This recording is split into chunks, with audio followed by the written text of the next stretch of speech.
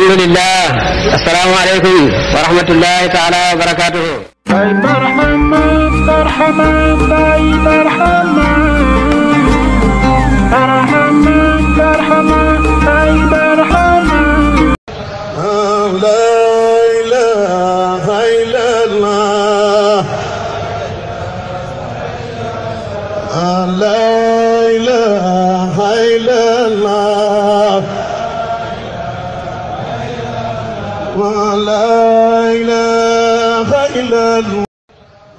أعوذ بالله من الشيطان الرجيم.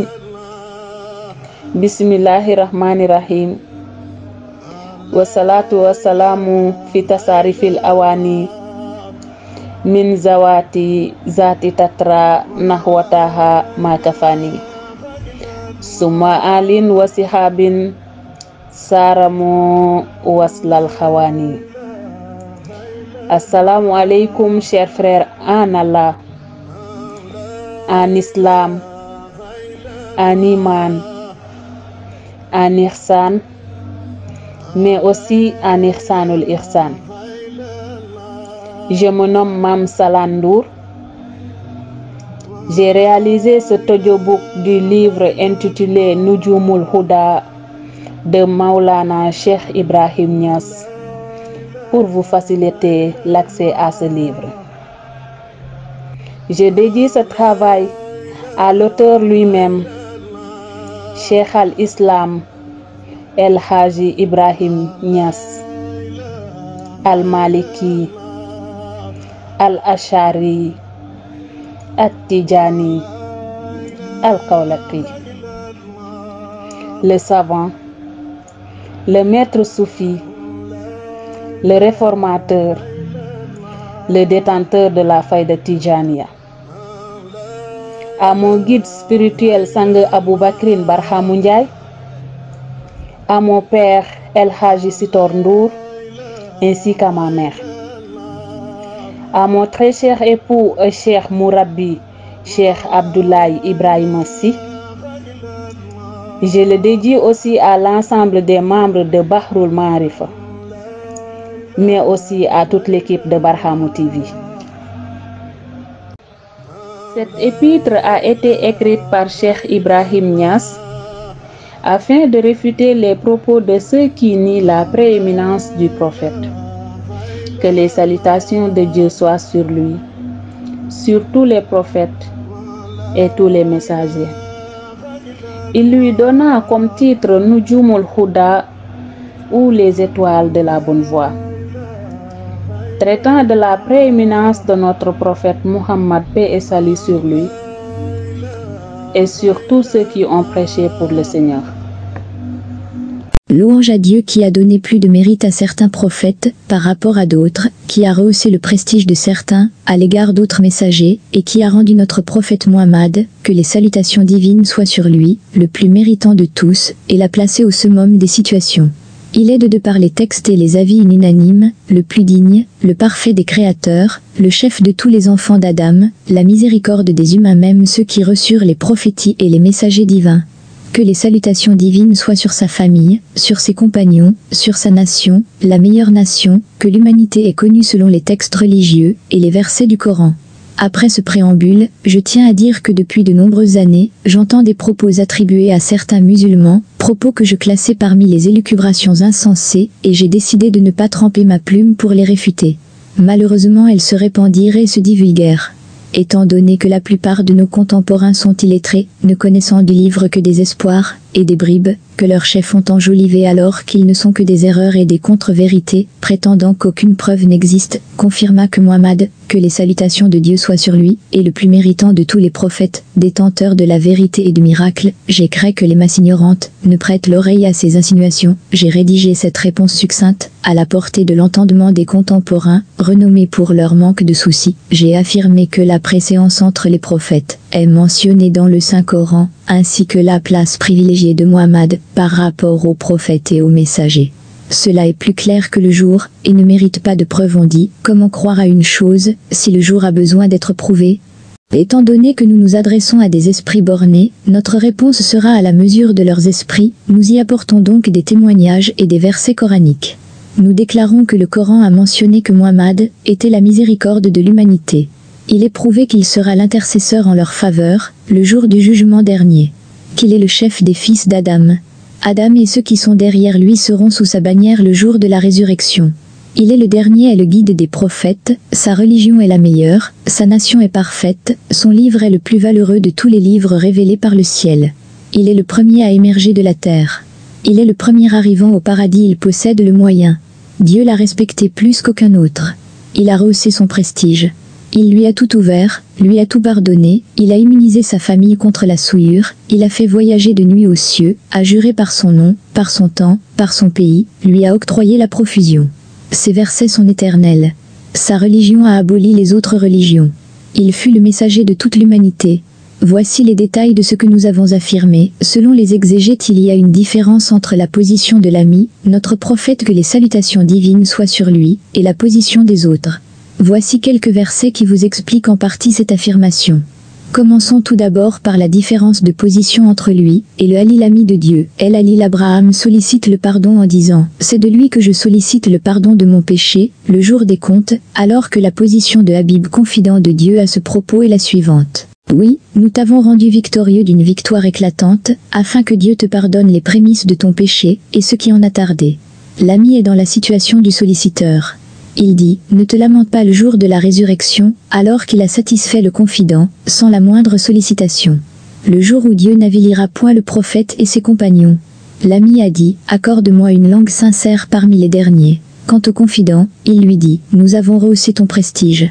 S'agissant de l'ami, il dit, épargne-moi ainsi que mes enfants d'adorer les idoles.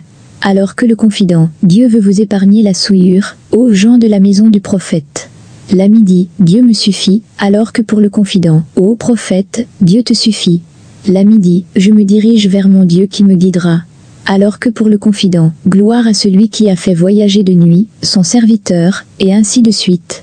Quant à l'interlocuteur, Moïse, il vint au monde pour le rendez-vous. Quant à Muhammad le confident, il est concerné par « Gloire à celui qui a fait voyager de nuit, son serviteur ». La méditation de l'interlocuteur eut lieu sur le Sinaï, alors que la méditation du confident eut lieu sur le trône et au summum des hauteurs. Dieu a parlé à Moïse, par inspiration divine, alors qu'il s'adressa à Muhammad, que les salutations de Dieu soient sur lui, il dit « Le cœur ne s'est pas trompé, sur ce qu'il a observé ». Moïse se jeta par terre, foudroyé, alors que le confident, le regard ne dévia pas, et ne se révolta point.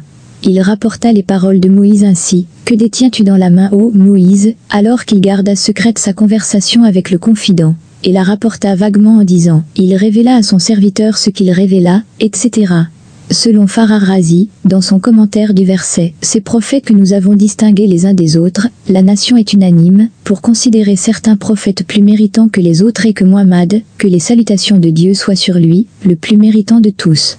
Il y a, pour soutenir cette thèse, plusieurs raisons. La première est cette parole de Dieu le Très-Haut, nous ne t'avons chargé de mission, que par miséricorde pour l'humanité. Étant donné qu'il est la miséricorde pour l'humanité, il est normal qu'il lui soit supérieur. La deuxième est la parole de Dieu, le Très-Haut, nous avons rehaussé ton prestige. On répète à ce sujet, que Dieu a accouplé la citation du nom de Muhammad, que les salutations soient sur lui, avec son nom, dans la profession de foi, dans l'appel à la prière, dans le témoignage en prière Tashaoud, alors qu'aucun autre prophète n'a le privilège de cette citation accouplée. La troisième est qu'il a accouplé son obéissance à la sienne, celui qui obéit au prophète obéit à Dieu. Il a accouplé l'acte d'allégeance envers lui, à celui pris envers le prophète. Il a dit, ceux qui font acte d'allégeance en ta faveur, le font envers Dieu, la main de Dieu est au-dessus de leurs mains. Il a accouplé sa puissance avec la sienne, en disant, la puissance est l'apanage de Dieu, et de son prophète. Il a également accouplé sa satisfaction, avec la sienne en annonçant, Dieu et son prophète sont plus dignes de satisfaction. Il a même accouplé son acquiescement, avec le sien en disant, ô croyants, acquiescez à l'appel de Dieu, et de son prophète. La quatrième est que Dieu a ordonné à Muhammad, que les salutations divines soient sur lui, de lancer un défi pour chaque sourate du Coran en disant « Apportez une seule sourate qui soit pareille ». La sourate la plus courte est celle d'Al-Kawthar, qui ne contient que 3 versets. On dirait que Dieu les a défiés par chaque 3 versets. Étant donné que le Coran contient plus de 6000 versets, il est donc logique que le miracle coranique ne soit pas un seul miracle, mais plutôt 2000 miracles et plus. Si cela est prouvé, nous disons que Dieu, qu'il soit exalté, a cité l'honneur accordé à Moïse dans 9 versets, alors que l'honneur accordé à Muhammad, que les salutations divines soient sur lui, est plus prépondérant, grâce à ces nombreux versets. Le 5e argument est du fait que le miracle réalisé par notre prophète, que son nom soit béni, est plus prodigieux que les autres miracles du reste des prophètes, ce qui prouve sa supériorité. Il a dit en effet le Coran est par rapport aux Écritures saintes, comme Adam par rapport aux autres créatures. Le 6e argument prouve que le miracle du prophète, que le salut soit sur lui, est le Coran. Ce miracle qui trouve ses racines dans les mots et les voix qui sont de nature accidentelle et non durable, comme les miracles des autres prophètes, persistera jusqu'à la fin du monde, ce qui n'est pas le cas des autres miracles. Le 7e argument, Dieu, que son nom soit loué, faisant allusion aux prophètes, a dit c'est à eux que Dieu a montré le bon chemin, alors suis leurs pas en ordonnant à Muhammad de suivre le chemin de ses prédécesseurs. Il s'agit là des principes secondaires ou credo, et non de principes fondamentaux de la religion et de ses détails, car la religion musulmane a aboli le reste des religions. Dieu a voulu d'autre part dire à Muhammad nous t'avons appris le mode de vie des prophètes et leur conduite, choisis donc le meilleur de leurs qualités, ce qui suppose que notre prophète a rassemblé les qualités que d'autres parmi les prophètes n'ont pas acquises, ainsi n'est-il pas nécessairement leur supérieur. Le 8e argument est le suivant, le prophète Muhammad est envoyé à tous les êtres, sa tâche était très importante, et son mérite se trouve ainsi plus grand. Dieu soit loué lui a dit en effet, nous t'avons envoyé à tous les êtres sans exception. Son mérite se trouve plus grand d'autant plus qu'il était seul, sans moyens, ni compagnons, ni partisans. Et en s'adressant au monde pour lui dire « Ô monde d'incroyants », il rangeait tout ce monde d'un seul coup contre lui, les difficultés qui l'attendaient étaient donc nombreuses. Par contre Moïse, lorsqu'il était envoyé aux Israéliens, il ne craignait que le Pharaon et son peuple, alors que Mohammed devait affronter tout le monde. Pour comprendre l'effort inouï déployé par notre prophète, supposez un homme qui n'a dans un pays ni ami ni compagnon, et que vous chargerez d'aller transmettre une triste nouvelle à un autre homme armé et fort, il hésiterait sûrement d'aller trouver son interlocuteur, même s'il s'agit d'un seul homme. Demandez à la même personne de transmettre de tristes informations à quelqu'un dans une campagne éloignée, il lui serait difficile de le faire. Quand Muhammad, les bénédictions de Dieu soient sur lui, il était chargé de marcher jour et nuit durant toute sa vie, pour affranchir des gens qu'il ne connaît pas, ou plutôt il ne connaît d'eux que la haine, le mal et le dédain, et malgré tout cela, il ne s'est pas soustrait de devoir, au contraire, il s'est empressé d'aller les trouver, pour accomplir à la lettre ce devoir, ce qui lui a valu de supporter de nombreuses souffrances, dans la diffusion de la religion divine. Dieu a dit, les premiers compagnons du prophète ont plus de mérite que ceux qui ont renforcé la religion par la suite. Si cela est dit au sujet des compagnons, à plus forte raison, le plus grand mérite revient au prophète du fait qu'il a souffert beaucoup plus que les autres. Le 9e argument est du fait que la religion musulmane est la meilleure des religions, il est bien logique que Muhammad soit le meilleur prophète. Par la volonté divine, la religion musulmane a aboli le reste des religions, ainsi n'est-elle pas la meilleure, d'autant plus que le prophète a dit « Celui qui établit un bon usage aura autant de récompense que le nombre de fois que cet usage aura été suivi par autrui, jusqu'au jour de la résurrection. » L'islam ayant plus de récompense et de mérite que les autres religions, son instaurateur doit par voie de conséquence être plus méritant que les autres prophètes. Le 10e argument, du fait que la nation qui croyait à la mission de Muhammad est la meilleure, il est bien naturel que ce prophète soit le meilleur. Dieu que son nom soit béni n'a-t-il pas dit « Vous serez la meilleure nation que le monde découvrira ». Elle mérite cet éloge de Dieu pour avoir suivi les préceptes de Muhammad, que les bénédictions de Dieu soient sur lui. Dieu a dit à Muhammad d'autre part, dis-leur si vous aimez Dieu, suivez-moi et Dieu vous bénira. Le mérite du suiveur couvre implicitement le suivi. Ajoutez à toutes ces raisons que le mérite de Muhammad réside aussi dans le fait qu'il est envoyé à toutes les créatures, et le grand nombre des affranchis rehausse la valeur du suivi. 11e argument, du fait que Muhammad soit le dernier des prophètes, il est nécessairement leur supérieur, parce qu'il n'est pas d'usage qu'un moins méritant succède à des plus méritants. 12e argument, l'échelle de mérite des prophètes est établie sur la base du nombre de prodiges qu'ils ont accomplis, et qui attestent de leur sincérité, et implique l'honneur qui leur est dû. Dans cet ordre d'idées, notre prophète a pu accomplir un nombre de prodiges de nature à le mettre à la tête de 300 000 prophètes au moins. Ces prodiges sont de différentes sortes. Quelques-uns consistent à rassasier un grand nombre d'êtres, avec une petite quantité de nourriture, d'étancher leur soif, avec un peu d'eau. D'autres prodiges ont trait à la science, à l'éloquence du Coran. D'autres encore touchent la personne même du prophète qui descend de la plus noble lignée des Arabes. Notre prophète était d'autre part courageux, on raconte ses exploits à la bataille qu'a livré Ali, compagnon du prophète Amrou ben Abdouid. Muhammad demanda à Ali, « Comment t'es-tu senti Ali ?» « Je me suis senti très en forme, j'avais l'impression de pouvoir affronter tous les gens de Médine. » « Alors prépare-toi Ali, car un homme s'insurgera contre toi de cette cité te livrera un combat terrible. » D'autres prodiges encore ont trait à la bonne éducation du prophète, à sa générosité, à sa fidélité, à son éloquence et à sa piété. Les livres du Hadith relatent tous ces innombrables prodiges avec détail. 13e argument, Muhammad que le salut soit sur lui a dit, Adam et le reste seront sous ma bannière le jour de la résurrection. Cela prouve que Muhammad est supérieur à Adam et tous ses fils. Le prophète a dit aussi, je suis sans prétention le meilleur de tous les fils d'Adam. Il a dit aussi, je serai le premier parmi les prophètes à fouler la terre du paradis, mon peuple la foulera le premier avant les autres. Anas a raconté que le prophète a affirmé, je serai le premier à ressusciter le jour de la résurrection, et l'orateur, lorsque les ressuscités se sont rassemblés, et leur saveur, lorsqu'ils auraient perdu l'espoir, je détiens la bannière de la bénédiction de Dieu, et je suis son meilleur serviteur parmi tous les enfants d'Adam, sans aucune prétention. Ibn Abbas raconte de son côté que quelques compagnons du prophète se mirent à échanger des propos au sujet des envoyés de Dieu. L'un d'eux a dit « Il est paradoxal que Dieu a pris Ibrahim comme compagnon ». Un deuxième a dit « Il n'y a guère de plus prodigieux que le fait de voir Dieu adresser la parole à Moïse ». Un troisième a dit « Jésus est l'émanation de Dieu ». Un quatrième a dit « Adam a été choisi par Dieu pour être le père de tous les hommes ». Ayant entendu leurs propos, Muhammad s'adressant à ses compagnons il leur dit « J'ai écouté vos propos et vos arguments, il est vrai en effet, qu'Ibrahim est le compagnon de Dieu, que Moïse a écouté la parole de Dieu, que Jésus est l'émanation de Dieu, et qu'Adam a été choisi par Dieu, il est aussi vrai que je suis l'ami et le préféré de Dieu, cela sans prétention. Et je détiendrai la bannière de la bénédiction, le jour de la résurrection, sans prétention et je serai le premier qui implorerait le pardon de Dieu pour ces hommes, sans prétention.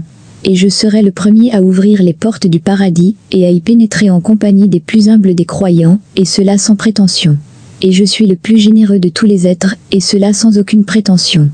14e argument, L.B.A., qui, relatant les mérites des compagnons du prophète a raconté, qu'Ali ibn Abi Talib ayant apparu de loin Muhammad, que le salut soit sur lui a dit, voilà le Seigneur des Arabes. Alors Aïcha, l'épouse du prophète, lui a répondu, n'es-tu pas toi le Seigneur des Arabes? À quoi Muhammad a dit, je suis le Seigneur des créatures de Dieu et Ali est le Seigneur des Arabes. Cela prouve encore une fois que Muhammad est supérieur à tous les prophètes, que le salut soit sur eux.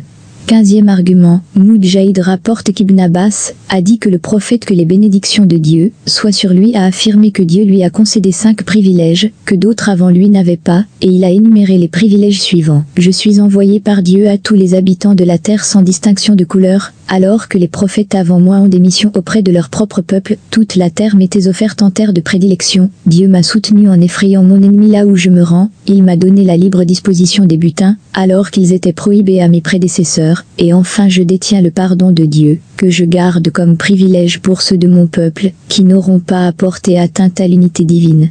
En détenant tous ces privilèges, il est clair que Dieu lui a accordé plus de mérite que les autres. 16e argument, soutenant le même ordre d'idées Muhammad ben Aïssa el-Hakim et Tarmadi a dit, la fortune de chaque émir dépend de l'importance et du nombre de ses sujets. L'émir d'un village devrait posséder une fortune pareille à l'importance de son village, et celui qui possède l'Orient et l'Occident a besoin de beaucoup plus de fortune d'un émir de village. L'exemple est vrai aussi pour un envoyé de Dieu, dont la tâcheuse est limitée à un endroit précis de la terre, le volume de valeur spirituelle qu'il possède devrait être de la même valeur que celui de l'endroit dans lequel il exercera sa tâche. Il est indispensable alors que l'envoyé à tous les êtres en Orient et en Occident devra posséder des connaissances qui lui permettent de bien connaître ce qui anime les gens de l'Orient et de l'Occident. Ainsi la valeur de la prophétie de Muhammad, que les bénédictions de Dieu soient sur lui, par rapport aux autres prophéties est pareille à la valeur de l'Orient et l'Occident réunis par rapport à un pays quelconque bien délimité. Et ainsi, il est bien naturel qu'il possède de grandes connaissances et une profonde sagesse qu'aucun autre prophète ne possédait avant lui. Dieu a en effet dit, nous lui avons inspiré tout ce que nous avons voulu lui inspirer. En éloquence Dieu lui a dit, tu possèdes tous les clés de la parole. Le Coran est devenu l'encyclopédie générale de tous les livres et le peuple de Muhammad, le meilleur peuple qu'a connu la terre. 17e argument. Mohamed Ben Aïssa El Hakim et Tarmazi, que Dieu bénisse son âme, a relaté dans le livre des prodiges qu'Abi Huraïra a raconté que le prophète a dit: Dieu le Très-Haut a pris Ibrahim pour compagnon, Moïse pour confident, et m'a pris pour ami, et je jure que je préférerai toujours mon ami à mon compagnon et à mon confident.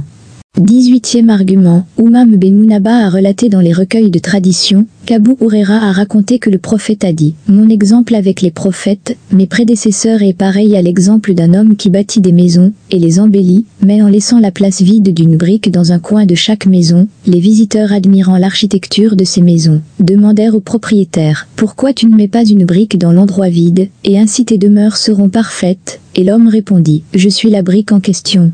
19e argument. Dieu le Très-Haut, toutes les fois qu'il s'adressait à un prophète dans les versets du Coran, l'interpellait par son nom, tels furent les cas d'Adam, d'Ibrahim ou de Moïse. Quant à Muhammad, que les bénédictions de Dieu soient sur lui, son nom est précédé de haut toi prophète toutes les fois qu'il l'interpellait, ce qui indique encore une fois la supériorité du prophète sur ses prédécesseurs. Le contradicteur a présenté l'argumentation suivante. En premier lieu, il a affirmé que les prodiges des autres prophètes sont plus significatifs que les prodiges de Muhammad. Adam, que le salut soit sur lui, dit-il, a vu les anges se prosterner devant lui, ce qui n'est pas le cas de Muhammad. Quant à Ibrahim, il fut jeté dans le grand feu. Muhammad n'a rien vu de pareil. David a vu le fer devenir malléable. Salomon a soumis à sa volonté les démons, les êtres humains, les oiseaux, les fauves et les vents. Ce n'était pas le cas de Muhammad, que les bénédictions de Dieu soient sur lui. Quant à Jésus, Dieu l'a fait parler depuis sa tendre enfance, et lui a donné le pouvoir de ressusciter les morts, de guérir les muets et les lépreux, ce qui n'était pas le cas de Muhammad. Le deuxième argument du contradicteur signale que Dieu le Très-Haut a appelé Ibrahim dans le Coran en disant: Dieu a pris Ibrahim pour compagnon. Dieu a dit aussi: Nous avons tenu des propos à Moïse au sujet de Jésus. Il a dit: Nous lui avons soufflé la vie. Or, Dieu m'a rien dit de pareil au sujet de Muhammad. Le troisième argument contradicteur repose sur le fait que Muhammad a dit: Ne me préférez pas à Younous ibn Matta, et ne faites guère de distinction entre les prophètes. Quatrième argument du contradicteur, on relatait qu'Ibn Abbas a dit: Nous étions dans la mosquée échangeant des propos sur le mérite des prophètes, et fîmes illusion au grand culte que vous nouez pour son Dieu, la compagnie d'Ibrahim, et les propos que tint Dieu, le Très-Haut, à Moïse, l'ascension de Jésus.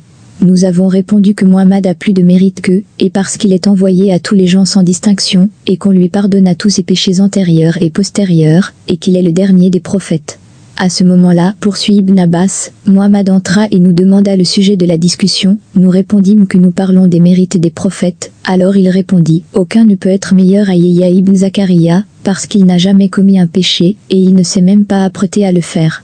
La réponse à l'affirmation que les anges se sont prosternés devant Adam n'implique pas la supériorité d'Adam, car Muhammad, que les bénédictions de Dieu soient sur lui, a dit: Adam et ses fils seront sous ma bannière le jour de la résurrection. Il est donc dit aussi dans le livre saint: Tu étais prophète et Adam était entre église. Il est dit aussi que l'ange Gabriel a mis le pied de Muhammad à l'étrier, la nuit l'ascension, action plus élogieuse que la prosternation. Dieu, le Très-Haut, a béni lui-même Muhammad, il ordonna aux anges et aux croyants aussi de leur bénir par leurs prières, ce qui est beaucoup mieux que la prosternation des anges, comme le prouvent les raisons suivantes. 1. Dieu, le Très-Haut, a ordonné aux anges de se prosterner devant Adam par politesse, et il leur a ordonné de bénir Muhammad par les prières, pour se rapprocher de lui. 2. La prière pour bénir Muhammad durera jusqu'au jour de la résurrection. Quant à la prosternation des anges devant Adam, elle eut lieu une seule et unique fois. 3. Il est utile de rappeler aussi que la prosternation devant Adam a été faite par les anges. Quant à la bénédiction de Muhammad, c'est Dieu, le grand Seigneur lui-même qui l'a faite, et a ordonné par la suite les anges et les croyants de la faire aussi. 4. Les anges ont reçu l'ordre de se prosterner devant Adam, parce qu'il porte au front la lumière de Muhammad, que les bénédictions de Dieu soient sur lui. Si on a dit que Dieu, le Très-Haut, a attribué exclusivement le savoir à Adam en disant « Dieu a appris à Adam tous les noms », quant à Muhammad, Dieu a dit « Tu ne savais pas ce qu'est le livre ni la foi ». 2 a dit aussi au sujet de Muhammad « Il t'a trouvé perdu, t'a montré le bon chemin ». On a dit aussi que c'est Dieu lui-même qui a fait apprendre à Adam ce qu'il savait. Dieu, le Très-Haut, a dit en effet Dieu a appris à Adam tous les noms. Quant à Muhammad, que le salut soit sur lui, c'est l'ange Gabriel qui était son maître. La réponse à cela est la suivante. Dieu, le Très-Haut, a dit au sujet de l'instruction de Muhammad, Dieu t'a fait apprendre ce que tu ne savais pas, et son bienfait pour toi était énorme. Le prophète Muhammad, que le salut soit sur lui, a dit en ce sens Dieu m'a indiqué, et il a su parfaitement le faire. Dieu a dit aussi, Dieu le Clément, t'a appris le Coran. Muhammad avait l'habitude de dire « Montre-nous les choses telles qu'elles sont ». Dieu a dit à Muhammad « Dis mon Dieu, je n'aurai jamais assez d'apprendre ». L'ange Gabriel lui a soufflé donc les paroles de Dieu quant au savoir, il provient de Dieu lui-même. Dieu, le Très-Haut, a dit que l'ange chargé de vous appeler auprès de Dieu le fera quand Dieu l'ordonnera. Dieu a dit ensuite le Très-Haut, appellera les âmes lors de leur mort. Et s'il est dit que Noé a dit, je ne peux renvoyer les croyants, et que Dieu a dit à Muhammad, ne renvoie pas à ceux qui prient Dieu, et que cela a attesté que le caractère de Noé est meilleur que celui de Muhammad, nous répondons que le Très-Haut a dit, nous avons envoyé Noé, pour mettre en garde son peuple contre une punition sévère de Dieu. Ainsi Dieu a mis en garde ce peuple contre une punition sévère s'il persévérait dans le mauvais chemin. Quant à Muhammad, que le salut soit sur lui, Dieu lui a dit, nous ne t'avons envoyé que pour sauver le monde. Dieu, le Très-Haut, a dit aussi, nous vous avons envoyé un prophète, parmi vous, votre devenir lui est cher, etc. Jusqu'à la fin du verset. L'issue réservée à l'action de Noé, c'est qu'il a fini par dire, ne gardez pas sur terre des maisons d'incroyants. Quant à l'issue réservée à l'action de Muhammad, il est le détenteur de la clémence divine. Quant aux prodiges cités dans le livre intitulé Les marques de la prophétie, Muhammad détient des prodiges supérieurs à l'ensemble de ces prodiges. Et ce livre ne mérite pas d'être cité beaucoup plus, comme nous l'avons fait. Le savantissime Monsieur Muhammad Ben Ahmed Beni a dit dans son livre intitulé Le firmament de l'étoile qui brille d'un vif éclat, dans l'explication d'Al-Amézia de Imam al-Bousseiri. Les versets de Coran, les récits et les propos des savants attestent la supériorité du prophète Muhammad, que les bénédictions de Dieu soient sur lui sur toutes les créatures du monde entier. Et s'il y a une échelle de valeur pour les créatures humaines, Muhammad occupe la place supérieure. Les chercheurs en effet affirmé qu'il est mieux que tout autre prophète pris à part, et qu'il est aussi mieux que tous réunis. La distinction est faite ici entre l'unité et l'ensemble, pour préciser avec netteté, et sans ambiguïté le mérite de Muhammad, qui est supérieur aux anges. Le cheikh Sanoussi a dit, le mérite de Muhammad et sa supériorité sur tous les êtres humains, sont une vérité connue par la simple logique, qui n'implique aucune preuve à formuler. Le jour a-t-il besoin de preuves, pour manifester sa présence? Muhammad, que les bénédictions de Dieu soient sur lui, a dit en effet, je suis le meilleur de tous les fils d'Adam, sans prétention. De l'avis général, Muhammad est le meilleur des prophètes.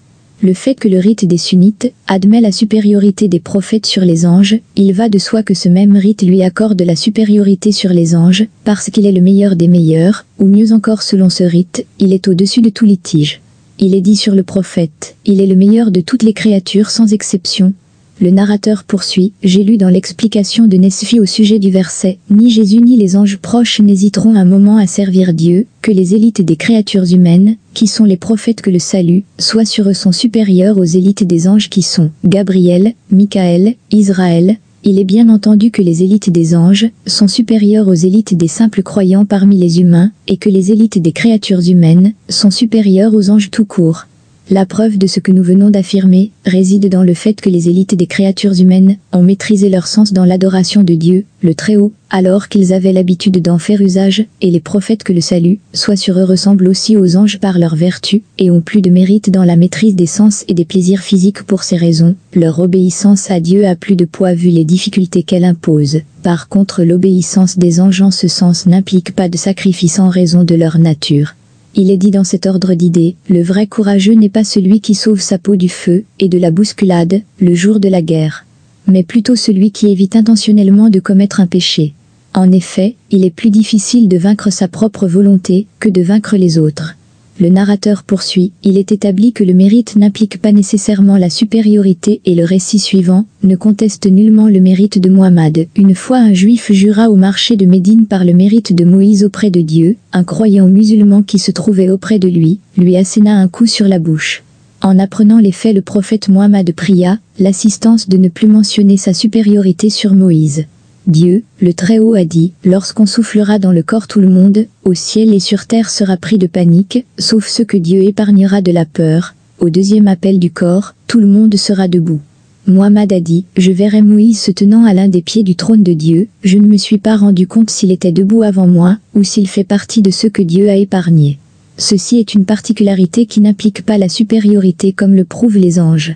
Quant à son souhait de ne pas se servir de son nom comme un superlatif, il a voulu faire éviter une comparaison qui engendrerait la polémique et la dispute, et irait même à abaisser la valeur de l'être inférieur, et c'est par modestie que Muhammad a cité à cette occasion le mérite de Moïse. Sur le mérite du prophète Ibn Mardawi rapporte selon Ibn Abbas, que le prophète a dit Dieu, a rapproché de lui Moïse en le prenant pour confident au mont Sinaï. Moïse a dit à Dieu, « Ô mon Dieu, ne suis-je pas votre préféré, et c'est pour cela, que vous m'avez pris pour confident, et vous m'avez tenu des propos ?»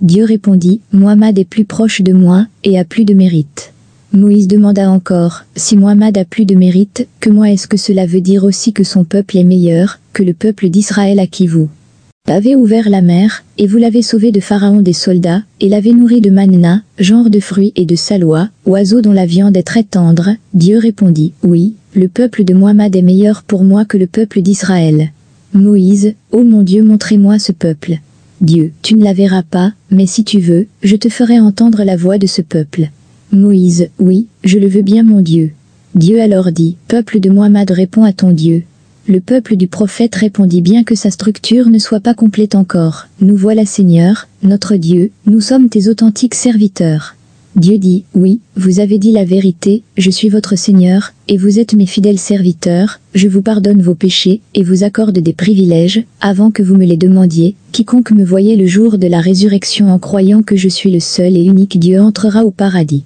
Ibn Abbas poursuit, en envoyant le prophète prêcher, Dieu a voulu lui accorder les privilèges qui sont dus à lui, et à son peuple, et il a dit à Muhammad, tu n'étais pas près du mont Sinaï, lorsque nous avons appelé ton peuple.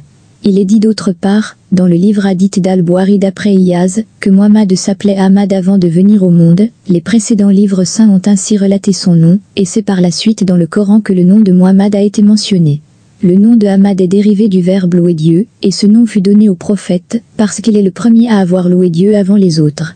Le jour de la résurrection sera de même, le prophète louera Dieu, et obtiendra sa bénédiction et les gens le loueront à leur tour. La sourate de louange a été consacrée uniquement à Dieu. Il est d'usage chez le peuple de Muhammad de louer Dieu après manger, et après boire, c'est pour cette raison, qu'on appelait ce peuple, le peuple des louangeurs. Al-Bukhari rapportait d'après Abu Huraïra, que le prophète a dit, « Mon exemple avec les autres prophètes, est pareil à l'exemple d'un homme qui a bâti une belle demeure en laissant, dans l'un de ses coins, la place vide d'une brique qu'il a omis intentionnellement de mettre. En visitant sa demeure, ses hôtes tout en admirant son art architectural lui demandèrent, pour quelle raison, il a laissé la place de la brique vide, et l'homme répondit, « Je suis la brique en question.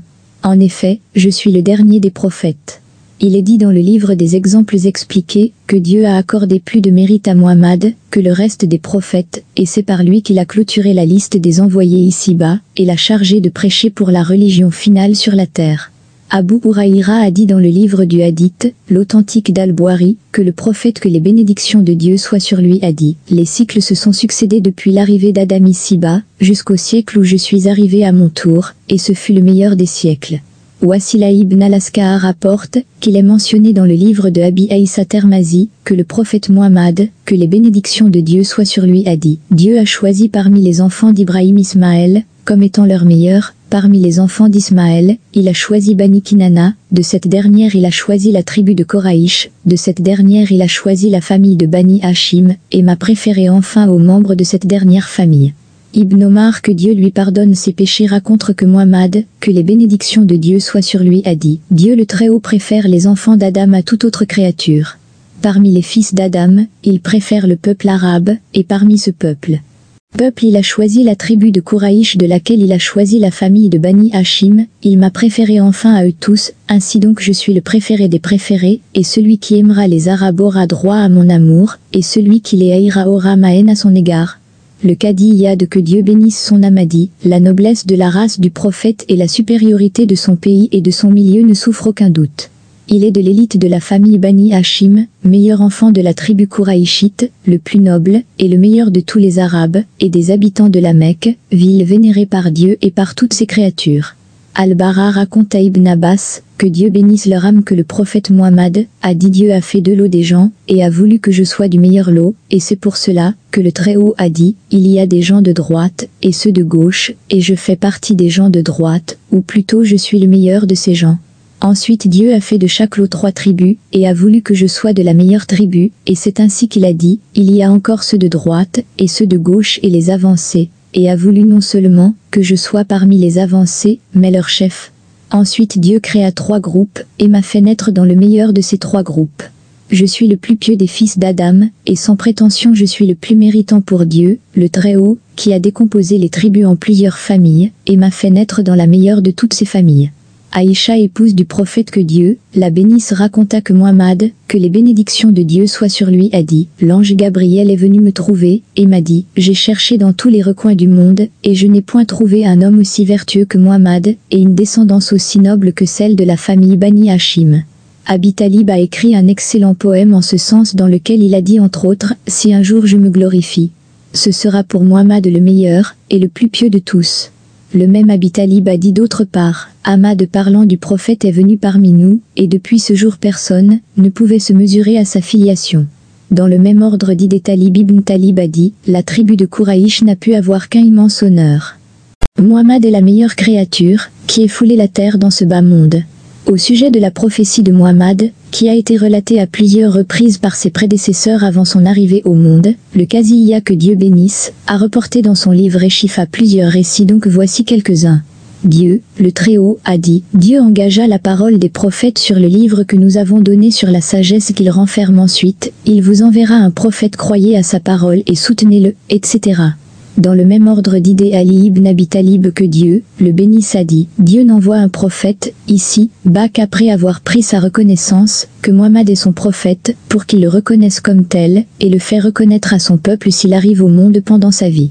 Soudi et Qoutada racontent que le prophète Muhammad a dit, j'étais le premier parmi les créatures humaines à être promu prophète, et je suis le dernier à avoir assumé une mission de Dieu, et c'est pour cette raison que Noé, et les autres prophètes ont annoncé mon arrivée dans le monde.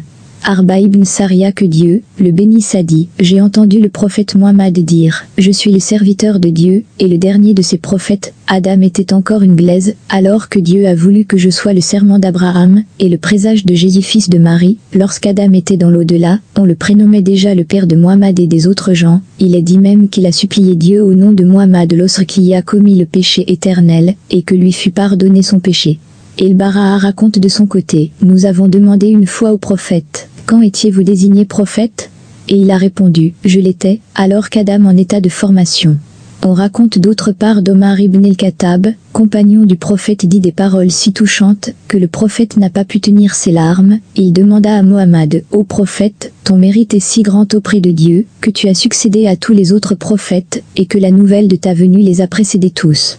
Ô prophète, ton mérite si grand, que les gens de l'enfer, au milieu de ces brasiers, aimeraient t'avoir obéi et se disaient, oh si nous avions obéi à Dieu, et à son prophète, nous n'aurions pas été là.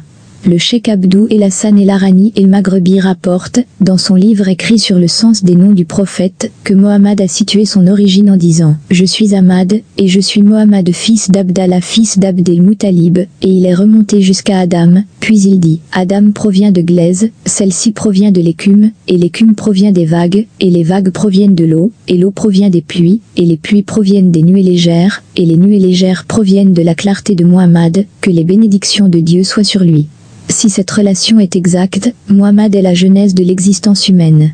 Le sage Abi Abdallah et Tarmadi a en effet écrit un bon poème dans ce sens, et dans lequel il a dit sur le prophète entre autres, par ses parents Muhammad a hérité la noblesse, et a laissé à ses fils les musulmans cette même noblesse. Il a brillé dans le monde, comme une étoile étincelante. Et la gloire à lui est devenue pure. Et a purifié tous ceux qui l'ont approché, etc.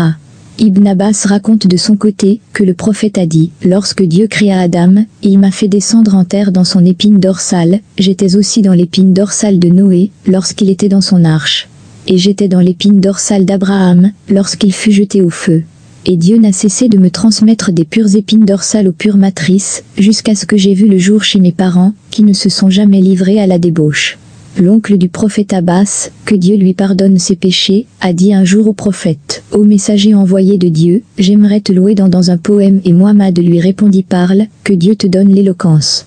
Alors Abbas composa un poème dans lequel il montra la grande noblesse de la lignée du messager envoyé de Dieu, et souligna qu'il a été transmis d'une épine dorsale à une autre épine dorsale depuis la création du monde, jusqu'à ce qu'il vit le jour chez ses parents, et que Dieu, le Très-Haut, l'a honoré de ses bénédictions. Le narrateur souligne que le précédent récit confirme ce qu'avait rapporté Abderrazak sur Diabir qui a dit « J'ai demandé à l'envoyé messager de Dieu, qu'est-ce que Dieu a créé avant de créer le monde ?» Muhammad m'a répondu « Dieu a créé la clarté de ton prophète avant de créer le monde. » et a voulu que cette clarté se meuve par la volonté divine.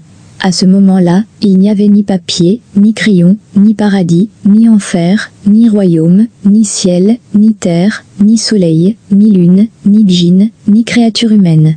Et lorsque Dieu a voulu créer le monde, il partagea la dite clarté en 4 parts. Il en fit du premier le crayon, du deuxième le papier, du troisième le trône de Dieu. Ensuite Dieu partagea la 4e part en 4 parties, et fit de la première partie, les porteurs du royaume de Dieu, de la deuxième le trône, de la troisième le reste des anges, et partagea encore une fois la 4e partie en 4 parties. Il en fit de la première les cieux, de la deuxième les terres, de la troisième, le paradis et l'enfer, et partagea la 4e partie en 4. De la première partie, il fit la clarté des pensées des croyants, de la deuxième, la lumière de leur cœur qui est la croyance en Dieu, et de la troisième, la lumière de l'existence des croyants qui est la proclamation que Dieu est unique, et que son prophète est Muhammad. Ce qui est à conclure surtout du précédent récit, c'est que Muhammad est la genèse de toutes les créations divines. Hafid ibn Kassir relate dans le livre le début et la fin sur le récit de l'islamisation de Sawad ibn Karib. Il dit que Sawad se prosterna devant l'envoyé messager de Dieu et récita un poème dans lequel il dit essentiellement « Je jure que Dieu est unique, et que vous êtes messager envoyé de Dieu, ordonnez-nous, prophète, et nous obéirons quels que fussent vos ordres. Intervenez, prophète, le jour où on ne peut intervenir.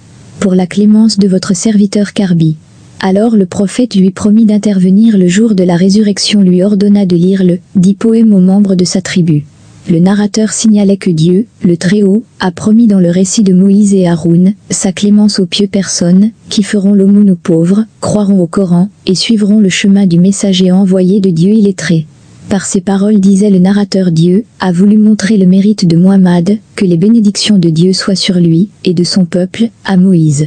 Qitada rapporte que Moïse dit à Dieu, « Ô mon Dieu, j'ai lu dans les Écritures saintes qu'il y aura un peuple supérieur à tous les autres qui prêcherait les bonnes actions et condamnerait le péché, faites que ce soit mon peuple. » Dieu lui répondit qu'il s'agissait là du peuple de Muhammad.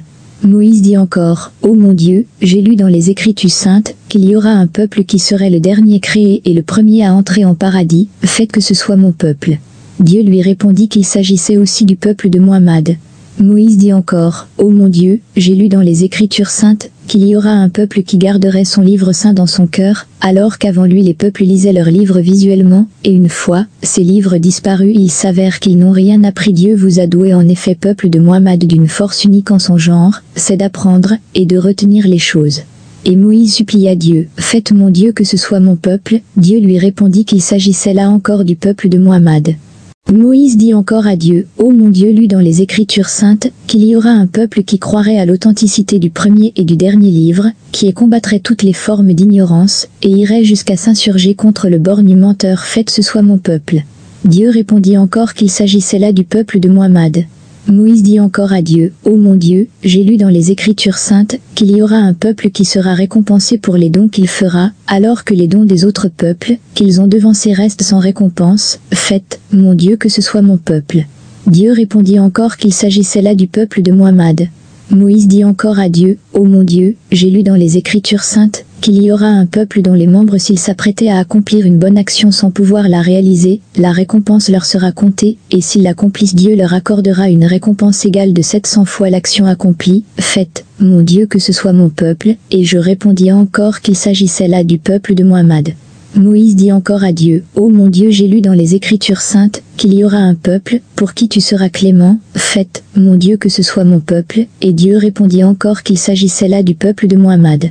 Qitada rapporte que par la suite Moïse laissa de côté les Écritures saintes et dit, « Faites mon Dieu que je sois parmi le peuple de Muhammad. » Ce qu'a rapporté El-Bouhari sur Ibn Abbas prouve nettement la supériorité de Mohammed sur tous les autres prophètes. Il a dit, « J'ai vu passer en revue devant moi les peuples, et j'ai remarqué qu'un prophète était accompagné par quelques personnes, un autre était accompagné par une dizaine de personnes, un troisième était accompagné de 5 personnes, un quatrième passait seul. Ensuite une foule immense avançait, alors je me retournai vers l'ange Gabriel, et lui demandai, si ces gens sont mon peuple. Il m'a répondu, oui, en effet, il y a là 70 000, la clémence leur sera accordée. Je lui ai demandé pour quelle raison cette clémence leur sera accordée. Il me répondit, parce qu'au cours de leur vie ces gens ne calomniaient pas leurs prochains, n'épiaient pas leurs voisins, et ne tiraient pas de mauvais oracles de ce qu'ils observaient et comptaient toujours sur leur Dieu.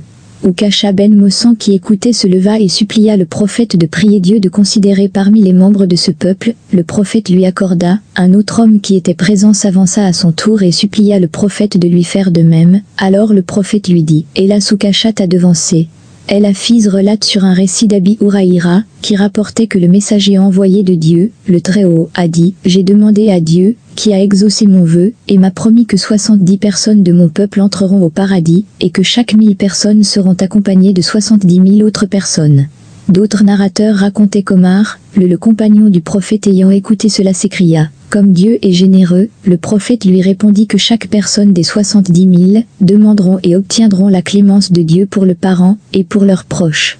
El-Kalabazi rapporte dans le livre « Le sens des récits Ma'ani el-Abar » qu'Aïcha a perdu la trace de l'envoyé messager de Dieu, que ses bénédictions soient sur lui et se mettant à sa recherche, et finit par le trouver.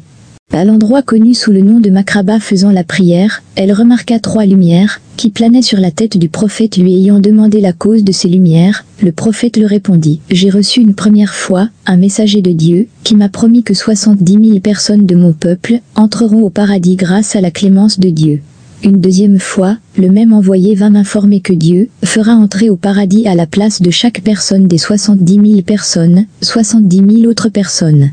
Une troisième fois, le même envoyé vint m'informer que Dieu fera entrer au paradis 70 000 autres personnes pour chacune des personnes énumérées précédemment, alors que j'ai dit à Dieu, « Ô mon Dieu, mon peuple n'atteindra pas ce grand nombre » et Dieu me répondit, « Je compléterai le nombre par les nomades arabes, qui n'auraient jamais fait ni prière ni jeûne. » El-Kalabazi expliquera la notion du peuple cité dans le précédent hadith récit, et dit que le peuple de Mohammed se compose de 3 catégories de peuples. La première se compose des compagnons du prophète et des musulmans pieux, la deuxième catégorie se compose des gens qui adoptèrent l'islam et appliquèrent ses directives et la troisième catégorie se compose de tous les gens pour lesquels le prophète est venu prêcher. El-Hafi ibn Hajar a longuement parlé de son côté du mérite du prophète Muhammad, dans l'explication du récit hadith de la clémence. Il dit, le mérite de Muhammad est plus grand que celui du reste de toutes les créatures humaines. Les envoyés de Dieu, les prophètes, et les anges sont supérieurs au reste de toutes les créatures et Muhammad a été supérieur à tous. L'imam Jalal-Eddin Suyuti a fait remarquer, dans son livre Tazien el-Arayek, que Muhammad est le seul prophète de tous les autres prophètes, et son mérite est certain, et ne suppose aucun doute, et c'est pour cette raison, dit-il, que les autres prophètes seront sous sa bannière le jour de la résurrection. Il fut de même la nuit de l'ascension du prophète dans les cieux, et où il fit la prière devant tous les autres prophètes.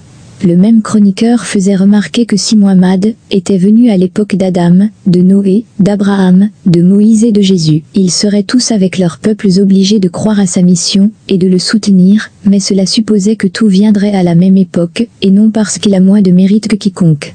D'ailleurs Dieu a pris l'engagement de tous ses prophètes, pour qu'ils prêchent à la faveur de la mission du dernier messager envoyé de Dieu qu'est Muhammad, que les bénédictions de Dieu soient, et c'est pour cela, qu'à la fin du monde lorsque Jésus ressuscitera, il sera de la religion de Muhammad, bien qu'il soit lui-même un pieux prophète. Il en sera de même pour Moïse, Abraham, Noé et Adam, parce que la mission de Muhammad est plus importante et plus complète, et sa religion est plus conforme à leur religion dans le credo, mais elle est plus précieuse, et diffère dans les détails. Les autres régions sont à la mesure de temps où elles sont déclarées, et pour des peuples bien précis, alors que la religion de Muhammad, est pour tous les peuples et conforme à tous les temps. Et Sebki rapporterait Salon Abada ibn Sameh et Jabeban Abdallah, qui avançaient une preuve solide sur la croyance des prophètes à la religion de Muhammad. Sur la bague Salomon, disait-il, il est écrit, il n'y a qu'un seul Dieu Allah, et son prophète est Muhammad.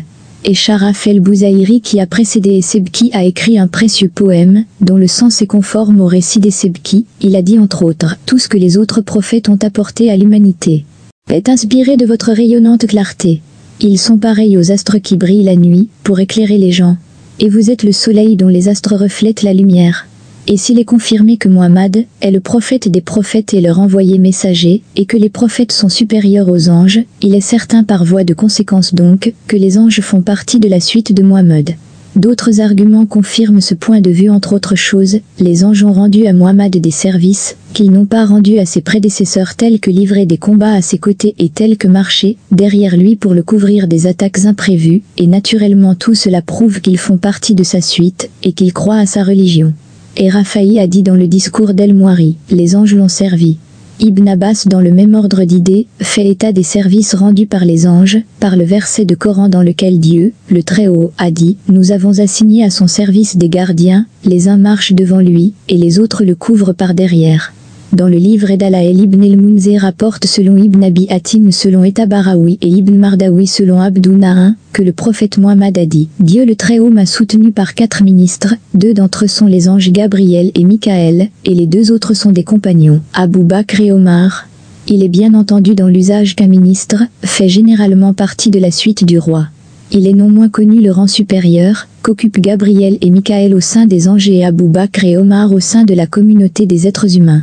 Il est dit aussi que, lorsque Muhammad est mort, tous les anges sans exception ont prié sur sa dépouille, chose qu'ils n'ont pas faite aux autres prophètes, que les anges de rangeaient aux côtés de son peuple, toutes les fois que celui-ci livrerait un combat, pour vulgariser et renforcer la religion musulmane, et cela jusqu'au jour de la résurrection, que l'ange Gabriel assistait tout musulman lors de la mort, pour chasser de sa présence en ce moment difficile le diable, que les anges descendent des cieux tous les ans, la nuit du destin, pour présenter leurs vœux au peuple de Muhammad, que les anges peuvent lire la Fatiha ou du Coran, alors qu'ils ne lisaient rien des autres livres saints, que les anges aiment souvent écouter les êtres humains psalmodiant le Coran, préférence qu'ils n'ont pas, pour le reste des livres saints, que le prophète a reçu au cours de sa vie le plus grand nombre d'anges envoyés par Dieu ici-bas, que l'ange de la mort avant de trouver le prophète, lui a demandé la permission d'entrer, chose qu'il n'a pas faite avec les autres prophètes, que la garde du mausolée du prophète a été confiée à un ange qui lui transmettait les salutations des pèlerins qui visitaient son mausolée, que 70 000 anges lui tiennent compagnie dans son mausolée, priaient pour lui tout le long du jour, et que 70 000 autres prennent la relève le soir, pour faire la même chose, jusqu'au jour de la résurrection.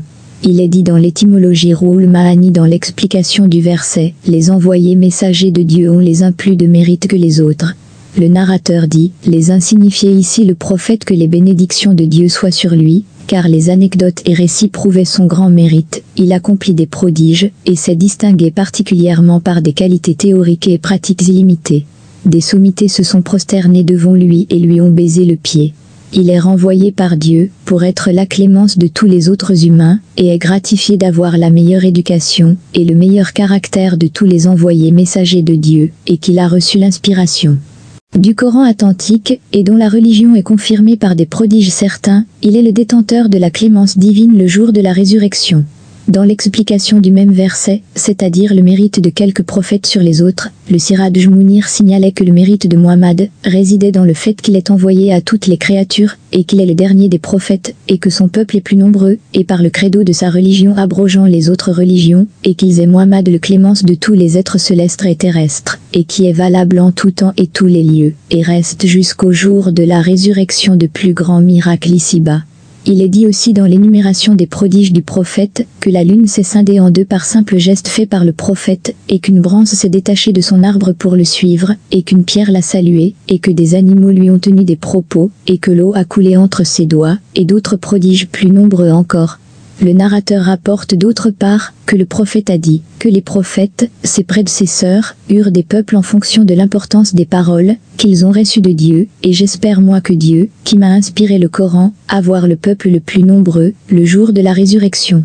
Le même narrateur rapporte, que le prophète a dit, Dieu m'a comblé de 5 privilèges, que mes prédécesseurs n'avaient pas. 1. Il m'a soutenu en inspirant la frayeur à mes ennemis. 2. Il m'a donné toute la terre, comme terre de prédilection, et je pense faire la prière là où bon me semble, ce même privilège est accordé à tous les musulmans. 3. Les butins de guerre me sont permis, alors qu'ils ne l'étaient pour mes prédécesseurs. 4. Je détiens la clémence de Dieu. 5. Je suis envoyé à tous les êtres de la terre sans distinction de couleur ni de race, et je suis le dernier des prophètes. Dans le livre Roul Bayan, et dans l'explication du verset « Où vous irez, vous trouverez Dieu devant vous ». Il est dit que le prophète Muhammad est descendu chez un grand notable, des savants et des hommes illustres l'entourèrent. L'un de l'assistance demanda à Muhammad, comment savoir que Dieu n'a pas d'endroit, alors qu'il a dit, Dieu se retient sur son royaume? C'est simple, répondit le prophète. La preuve réside dans les paroles de Younous, que le salut soit sur lui, lorsqu'il vit dans les entrailles de la baleine et dit, vous êtes seul et unique mon Dieu, ô combien j'étais injuste.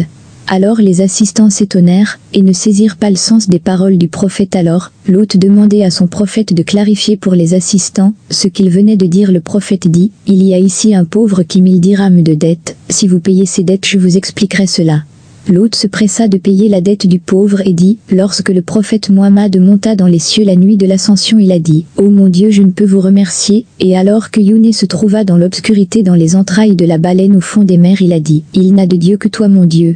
Combien j'étais injuste. » Tous les deux Muhammad et Younous se sont adressés à Dieu au présent, ce qui prouve que Dieu est présent partout, entre autres aux cieux les plus hauts, et au fond des mers. Le prophète, que les bénédictions de Dieu soient sur lui, a dit d'autre part, « Ne m'attribuez pas plus de mérite que Younous ibn Matta, qui il a vu dans les entrailles de la baleine, ce que j'ai vu au haut du trône de Dieu. » Le prophète Muhammad faisait allusion à la similitude de sa situation avec celle des Younous en s'adressant à Dieu, le Très-Haut.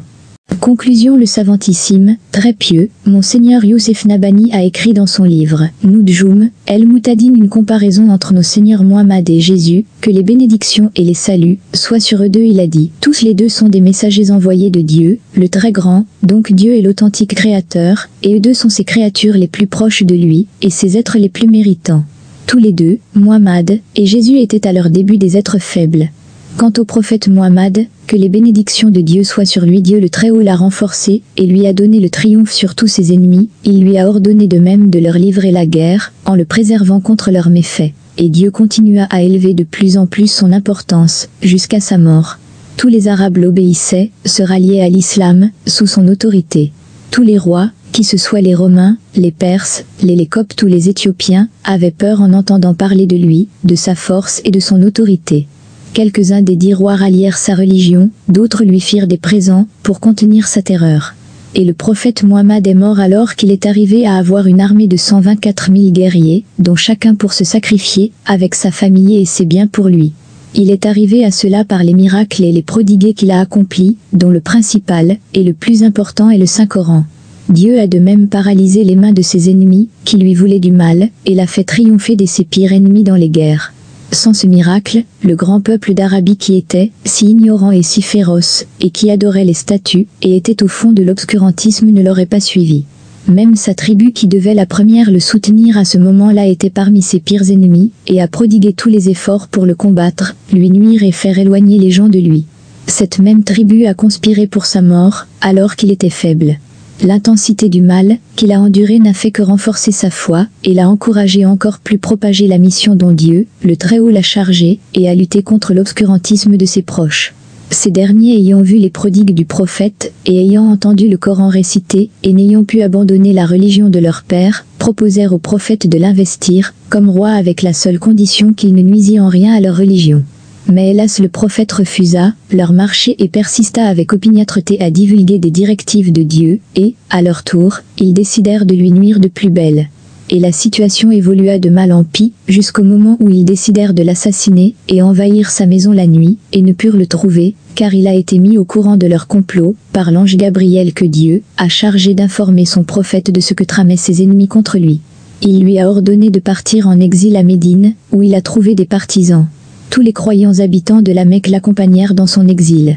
Et à partir de cette époque, l'exil Dieu n'a cessé de relever et d'abaisser ses ennemis, et l'islam, pris de l'extension, et le pouvoir du prophète s'étendit de plus en plus, jusqu'à ce que tous furent convaincus de l'authenticité de son message. Muhammad eut par la suite des compagnons uniques dans le raisonnement, la noblesse, la parfaite tenue morale, la force, le courage, le savoir, la juste de l'honorabilité, et dans d'autres qualités. Même leurs ennemis reconnaissent à plus forte raison les amis.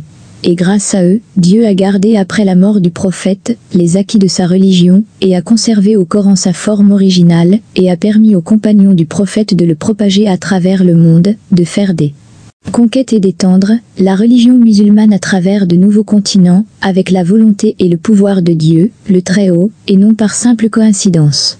Dieu n'a pas cessé par la suite de destiner les imams et les savants dans tous les lieux et tous les temps à servir la religion de Muhammad, de l'étendre, de conserver son credo et ses détails, et elle est restée intacte, jusqu'à ce jour. Il est utile de signaler que malgré les prodiges qu'avait accomplis le prophète durant toute sa vie, aucun croyant de son peuple n'a prétendu que Muhammad est un dieu, malgré ses innombrables et parfaites qualités. Tous les fidèles sont d'accord à témoigner qu'il fut le serviteur de Dieu, et son envoyé messager. Muhammad tenait avec force à sa qualité d'être humain messager envoyé de Dieu, le Très-Haut, et il faisait remarquer souvent « Je suis un être humain, dit-il, je mange comme les hommes, et je m'assois comme eux. » Il a dit dans d'autres circonstances « Faites mon Dieu que je vive pauvre, et je ressuscite le jour de la résurrection avec les pauvres. » Une femme ayant tremblé d'émotion et respect, il lui dit « Calmez-vous madame, je ne suis que le fils d'une femme de la tribu de Koraïch, qui mangeait de la viande séchée. » Les livres de hadith contenaient de nombreuses anecdotes récits, qui prouvaient l'adoration du prophète à son Dieu et l'amour qu'il a pour son peuple et les conseils qu'il lui a prodigués, pour qu'il ne soit pas pris pour un Dieu, comme ce fut le cas des chrétiens avec Jésus, que le salut soit sur lui. Quant au cas de Jésus, que salut soit sur lui, les narrateurs, il a débuté comme Muhammad, faible et sans moyens, par contre Dieu ne lui a attribué ni l'honneur, ni force, ni possibilité, ni obéissance des gens, ni propagation de sa religion avant son ascension dans les cieux, ce qui n'était pas le cas de notre Seigneur Muhammad, que les bénédictions et les salutations de Dieu soient sur lui. Le narrateur fait remarquer que si Dieu a réservé une attitude différente à Jésus que celle qu'il a réservée à Muhammad, il est le seul juge, et n'appartient qu'à lui seul d'attribuer à ses créatures le sort qu'il leur aura choisi. Dieu a affaibli Jésus et ses partisans dans leur lutte contre ses ennemis, par contre il a ajouté à ces dernières des forces malgré leur nombre et leur force initiale. Jésus offensé et méprisé, et la plupart des livres même chrétiens reconnaissent cet état difficile qu'avait traversé le Christ. Et finalement ils inversent les rôles, et donnent un visage différent aux réalités des choses, et font ressortir la force du néant, l'honneur de l'avilissement et la grandeur et l'honorabilité de la bassesse. À ce moment difficile, les Juifs qui étaient les pires ennemis du Christ s'acharnaient sur lui et lui ont fait endurer les pires services, jusqu'au moment où Dieu vint à son secours, et l'éleva dans les cieux. Il a donné une parfaite ressemblance du Christ à l'indicateur qui a montré la demeure du Christ à ses ennemis, et c'est le sosie qui fut crucifié à sa place. Alors que les chrétiens croyaient que c'est le Christ en personne, qui fut crucifié et qu'il est le Fils de Dieu, et non sa créature et son envoyé messager. Il y a la preuve la plus irréfutable sur le grand mérite de Muhammad que Dieu a soutenu, et a affaibli à ses ennemis. Par contre il a permis aux ennemis du Christ de lui faire subir les pires offenses. Quant aux raisons avec lesquelles on a essayé d'expliquer, et d'interpréter cet état des choses, elles sont sans fondement et toute personne qui a un brin de raison n'y prête aucune attention. Et c'est en effet pour ces raisons mêmes qu'il est juste de croire à l'éminente supériorité de Muhammad sur Jésus. Tous les versets coraniques, les hadiths, les récits et textes écrits par les grands savants renforcent avec nette précision l'authentique supériorité de notre Seigneur Muhammad, fils d'Abdallah, envoyé messager de Dieu. Il est le prophète, alors qu'Adam était en trop églaise, et Dieu l'a envoyé ici-bas, pour sauver le monde, et c'est de sa lumière qu'ont été créés les prophètes et les messagers de Dieu. Il est le détenteur de la clémence divine le jour de la résurrection. Celui qui méconnaît tout cela n'est qu'un apostat. Que les bénédictions de Dieu soient sur le prophète Muhammad, ses proches et ses compagnons, et qu'il leur accorde le salut, et Dieu seul peut éclairer et conduire les gens dans le bon chemin. Je termine ce message par un poème en réponse aux mensonges proférés contre le prophète. Que les bénédictions de Dieu et son salut soient sur lui. Il est dit dans ce poème entre autres ce qui suit. Dieu réserve l'enfer à tout apostat, vous vous étiez insurgé contre Ahmad le grand prophète, vous n'êtes ni pieux ni généreux, alors gardez le silence en attendant de regagner votre place en enfer pour votre dernier séjour. Vous vous étiez insurgé contre Ahmad le grand prophète meilleur de toutes les créatures sans exception des savants émérites ont cru à sa parole, et vous osez dire le contraire piètre frivole.